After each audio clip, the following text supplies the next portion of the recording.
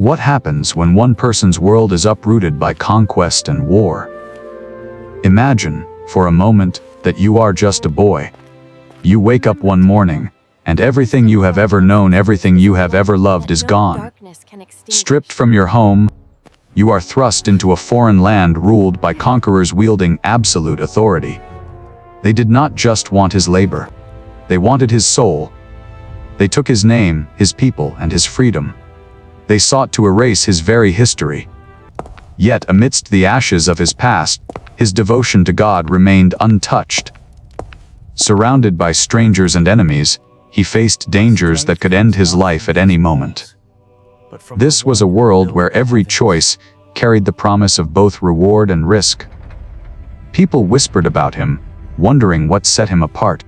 How did one man remain true to his beliefs in a world that demanded his conformity? Backhand index pointing right, but when everything is taken from a man, his home, his name, his future, what is the one thing that can never be conquered? The nightmare began when the city fell into distress.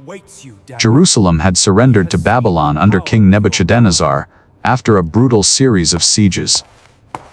Babylonian soldiers poured into the streets to enforce their rule. They seized the palace, stripping it of its treasures.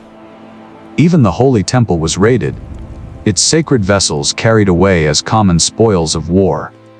But Nebuchadnezzar wanted more than gold. He wanted the future. A survey of the population began, seeking the brightest, noblest youth in Jerusalem. The selection was deliberate. They had to be intelligent, handsome, and noble. Daniel was among the chosen.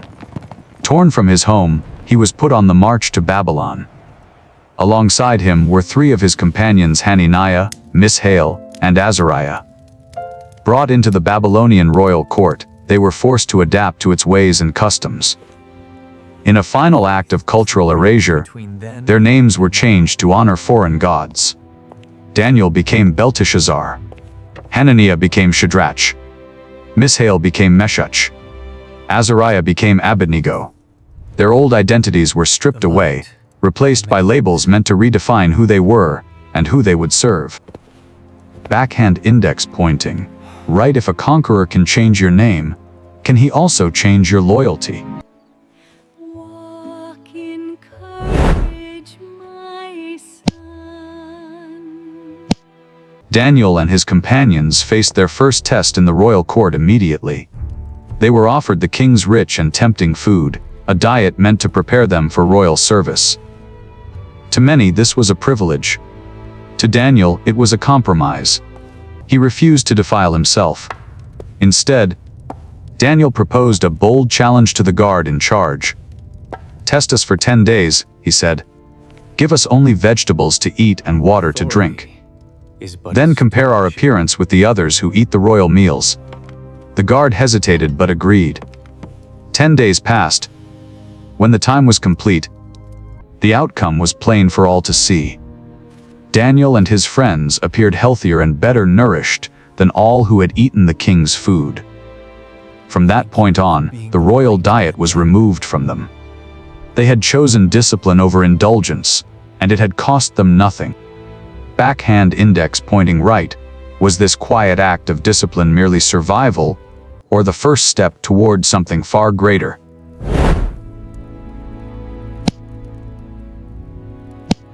Discipline paved the way for destiny.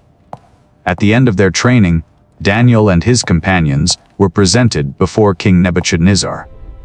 In every matter of wisdom and understanding, the king found none equal to them. They were judged 10 times wiser than all the magicians and enchanters of Babylon. Because of this, Daniel and his friends were appointed to serve in the king's court. They had risen from captives to counselors. But power offers no protection against fear. Backhand index pointing right. When faith elevates a man within a powerful system, does it shield him or place him directly in danger?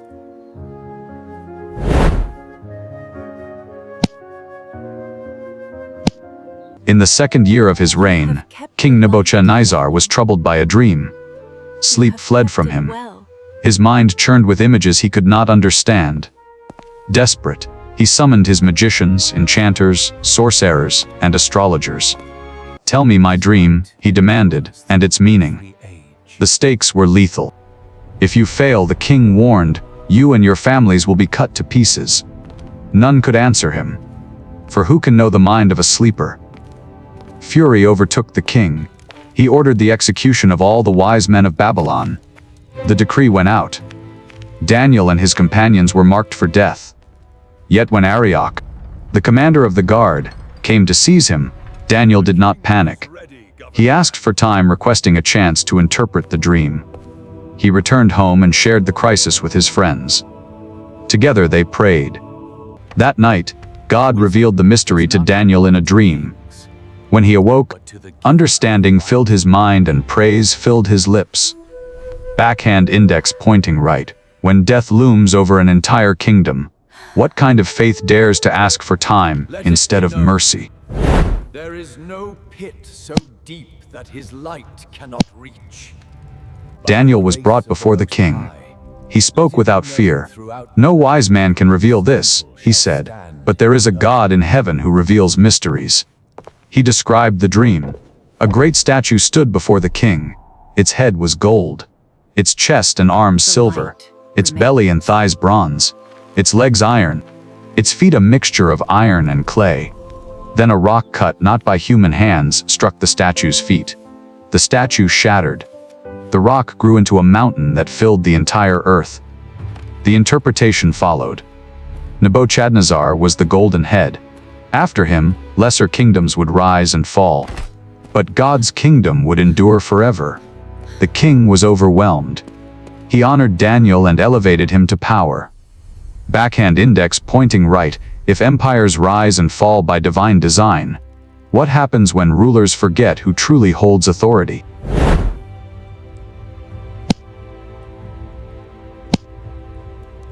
Years passed. Babylon changed hands. Nebuchadnezzar's grandson Belteshazzar ruled in his place.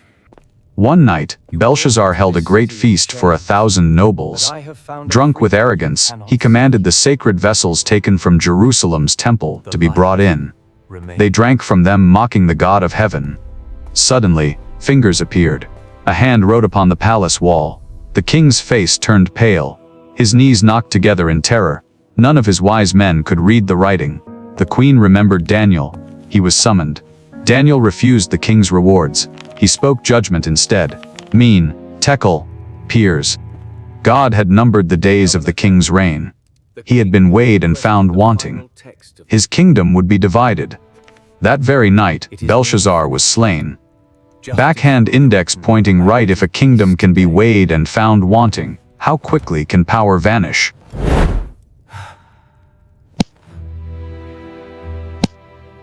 Under King Darius, Daniel prospered once more. His integrity set him apart. Jealous officials conspired against him. They manipulated the king into signing a decree forbidding prayer to anyone but the king. Daniel knew the cost. Yet he prayed as he always had. He was arrested, thrown into a den of lions. The stone was sealed. At dawn the king returned. Daniel lived. God had shut the lions' mouths. The conspirators were destroyed. Daniel was restored. Backhand index pointing right. When faith is tested in the darkness, who truly stands condemned, the faithful or those who fear righteousness?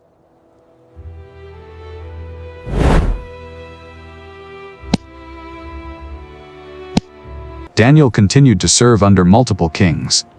His legacy endured, not because of power, not because of force, but because he refused to compromise. The story of Daniel is not about survival. It is about allegiance. Backhand index pointing right. The question is no longer what Daniel believed, but whether we would stand the same way when our moment comes. The light remains.